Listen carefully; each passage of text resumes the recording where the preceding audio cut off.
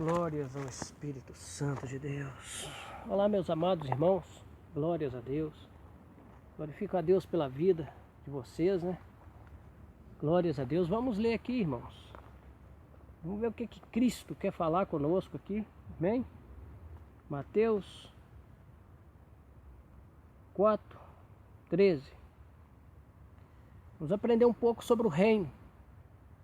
Porque o nosso Salvador, Jesus Cristo, nos afirma que enquanto esse evangelho do reino não for pregado a toda criatura, não é o evangelho da salvação, não é um evangelho de cura, não é um evangelho de prosperidade, é o evangelho do reino.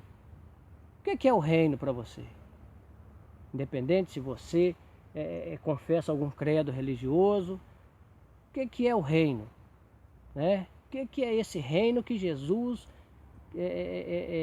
nos ensinou, que ele falou e a gente sempre fala no Pai Nosso, o qual normalmente a gente ora, né? Vinde a nós o seu reino.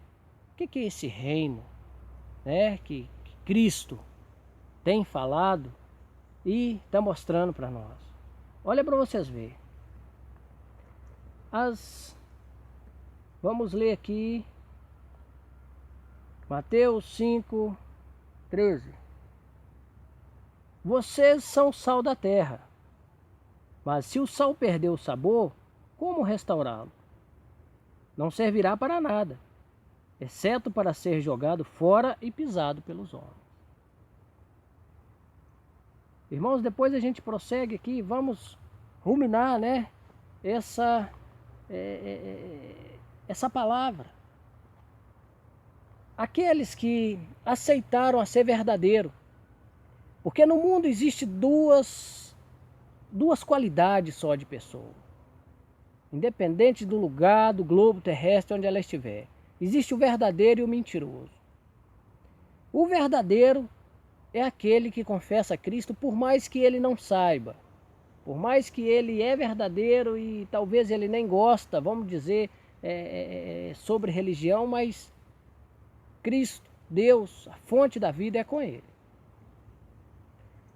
Agora, irmãos, vocês sois o sal da terra. O que Deus quis dizer com isso? O que Cristo quis dizer com isso?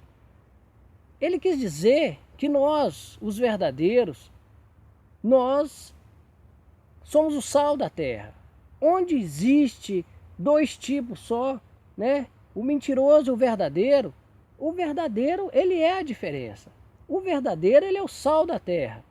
Então, irmãos, em qualquer lugar, em qualquer circunstância, nós devemos manter firme naquilo que nós falamos e naquilo que nós praticamos. Porque Cristo falou que o seu sim seja sim, que o seu não seja não. O que passar disso provém do maligno. Foi Cristo que falou.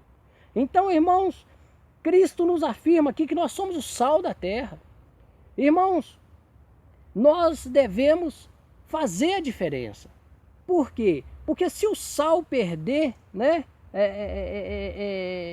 o sabor, como restaurá-lo? Se o verdadeiro passou a começar a mentir, se o verdadeiro passou a se prostituir, passou a mentir, passou a ter inveja, passou a ser orgulhoso, para que vai servir esse sal? Está destemperado. Ou está muito salgado, ou está sem sal nenhum. E nós somos o sal. Como nós somos o sal, então nós devemos praticar isso. Colocar em prática o bem. Porque existe, conforme eu falei com vocês, dois povos só. O mentiroso e o verdadeiro. Aqui em Efésios 6, a palavra nos afirma, irmãos, se for surpreendido por algum pecado, que são espirituais, deverão, vamos recapitular, irmãos. Irmãos, se vocês for surpreendido em algum pecado, vocês que são espirituais, deverão restaurá-lo com mansidão. Tá vendo, irmãos? Se nós for surpreendido com algum pecado, poxa vida, eu menti. É só você arrepender. Poxa vida, eu pequei, eu tive ganância, eu tive inveja. Arrepende, irmãos. Porque Cristo, ele é perfeito para te perdoar. Cristo, ele é perfeito para perdoar qualquer erro que você já cometeu. Olha para vocês verem. Cuidem, porém, cada um para que também não sejam tentados. Tá vendo, irmãos? Nós devemos nos endireitar, dar os passos corretos na verdade, no que é justo, no que é verdadeiro, no que é amoroso. Porque contra isso não há argumento. E isso, irmãos, não deve ser através simplesmente das nossas palavras. Deve ser através também das nossas atitudes. Porque Cristo, nosso Salvador, ele tanto falou quanto praticou, quanto ensinou nós a praticar.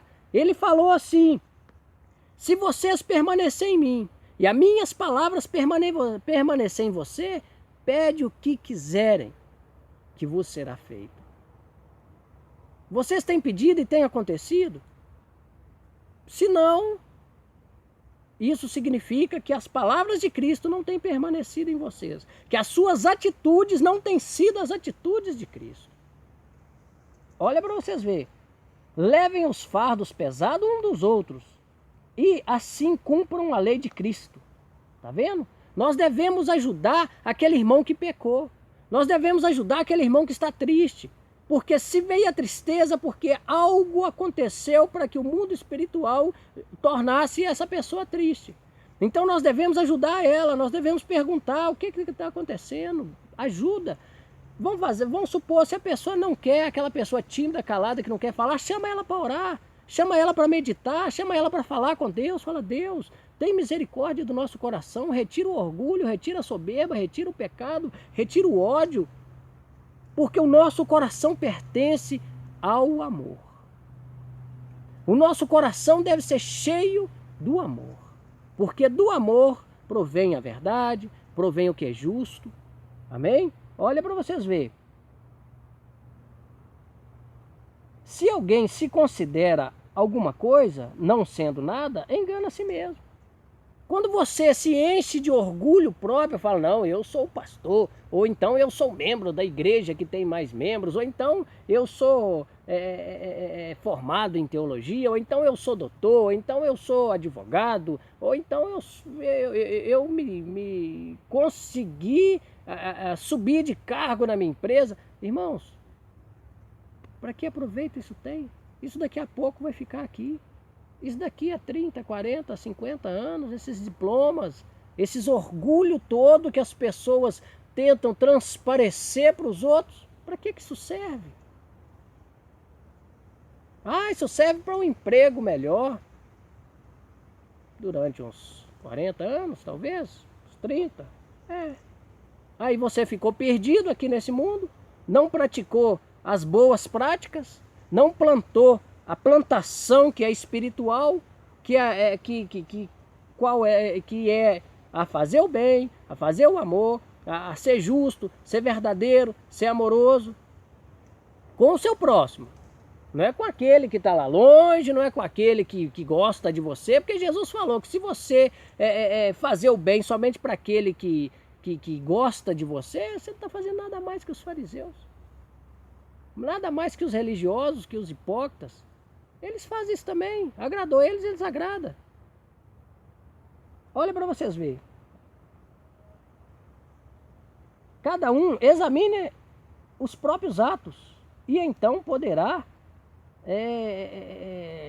se orgulhar de si mesmo sem se comparar com ninguém. Examine os seus atos. Você tem sido justo? Você tem sido verdadeiro? Você tem sido amoroso com o seu próximo? Se você examinou, viu que tem alguma coisa faltando entre esses três, tem alguma coisa errada. Agora, você se examinou você mesmo, viu que está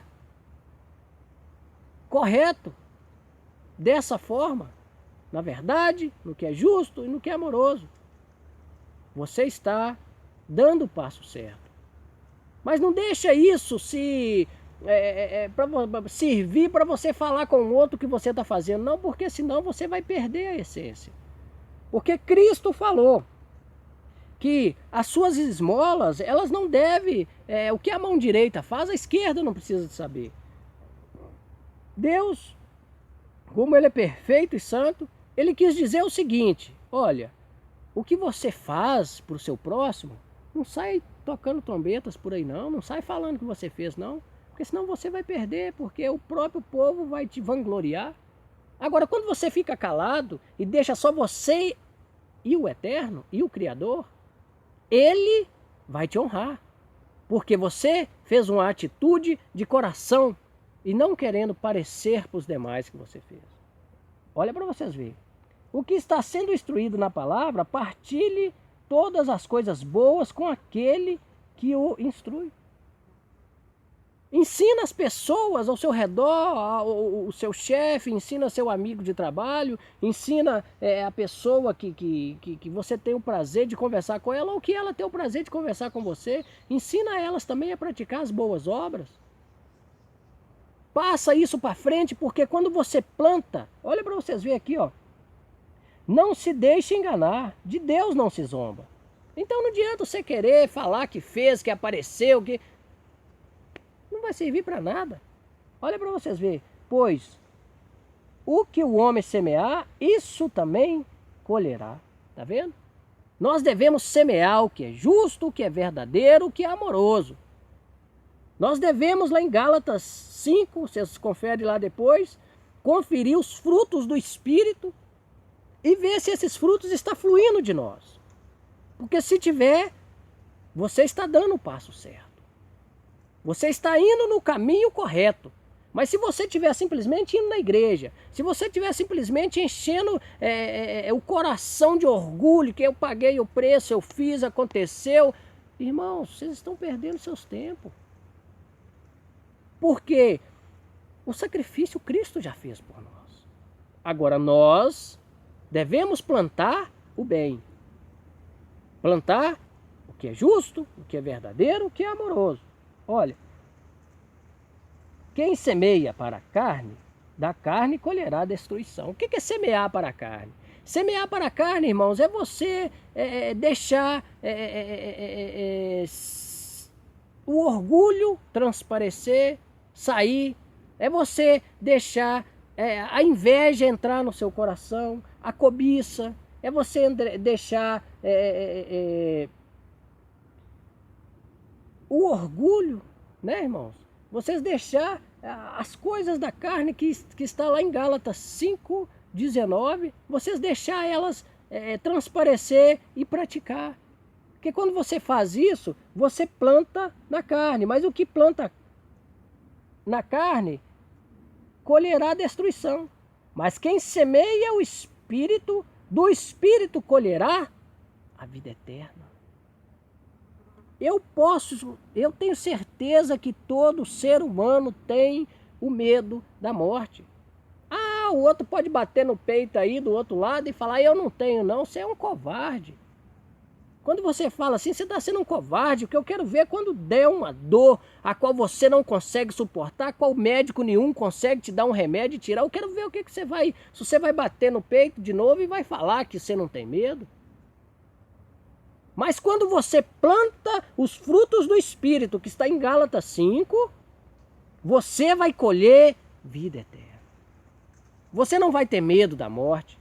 Não por orgulhar e bater no peito e falar que não tem, mas por humildade e através das suas plantações, o Espírito Santo que está dentro de você, que está dentro de todo ser vivente, inclusive você que está me ouvindo, independente da raça, da religião que você estiver, o Espírito Santo está dentro de você.